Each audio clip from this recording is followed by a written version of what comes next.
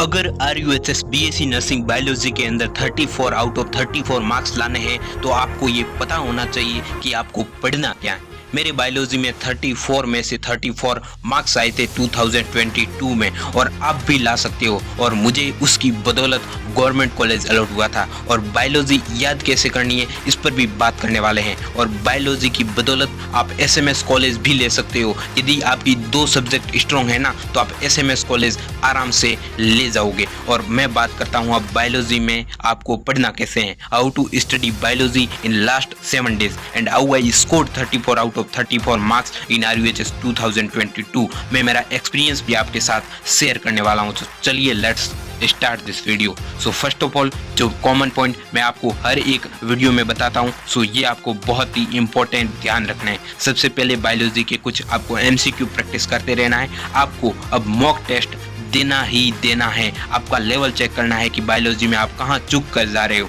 और PYQs biology की आपको बहुत ज़्यादा पुराने नहीं देखने हैं। आपको 2023 का पेपर, 2022 का पेपर, दोनों पेपर आपको देख लेने हैं। आपको समझ में आ जाएगा कि क्वेश्चंस कहाँ से आते हैं। और जो पहले के पेपर थे वो आपको नहीं देखने हैं क्योंकि वो RUHS RBSc के सिलेबस से पहले देता था। और आपके शॉर्ट नोट्स बनाए हुए हैं तो शॉर्ट नोट्स से पढ़िए या फिर NCERT हाईलाइट की है तो NCERT से पढ़िए।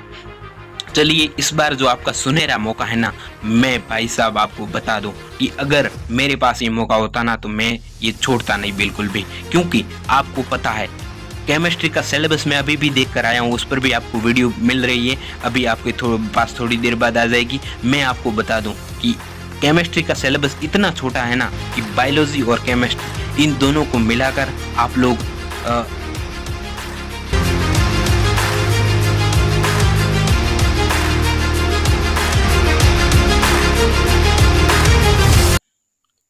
ये रहा आपका बायोलॉजी का सिलेबस। इसमें मैं आपको एक बात बताना चाहता हूँ, NCERT NCERT NCERT NCERT। आप लोग 2022 2023 का पेपर उठाकर देख लेना, NCERT से बाहर एक भी क्वेश्चंस नहीं आया है। NCERT आपकी रामबाण रहेगी। 3R इसमें आपको फॉलो करना है, रीड रिवाइज रिपीट। डेली के 3 से 4 चैप्टर रिवीजन करो। मेरे उस्ताद होनियों को मैं कुछ इंपॉर्टेंट टॉपिक बताना चाहूँगा आपको। सबसे पहले तो ये जो आगे के 3-4 टॉपिक हैं बहुत ही इंपॉर्टेंट है और जेनेटिक्स इंपॉर्टेंट है और 11वां 12वां जो चैप्टर है वो आपके इंपॉर्टेंट है।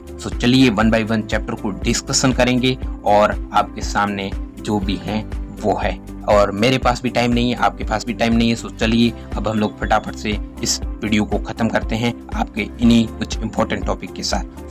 Sexual reproduction in flowering plant, इस चैप्टर में से आपको एग्जाम्पल से क्वेश्चंस देखने को मिलते हैं। एग्जाम्पल आपको सारे लिख लेने और उसको रोजाना बेसिस पे रटना है। बात करूँ ह्यूमन रिप्रोडक्शन की तो इसमें से आपको कुछ सीक्वेंस पूछे जाते हैं, आपको सीक्वेंस सारे रट लेने हैं और कुछ पॉइंट्स हैं वो आपको एक पेज पर लिख देने हैं। तो उसमें से आपको क्वेश्चंस देखने को मिलेगा और एक भी पॉइंट छोड़ना नहीं है। बात करूँ रिप्रोडक्टिव हेल्थ के बारे में तो ये चैप्टर भी बहुत ही इंपॉर्टेंट है। इसमें से बहुत ही ईजी लेवल के क्वेश्चंस पूछे जाते हैं, ये आप लोग कर जाइएगा।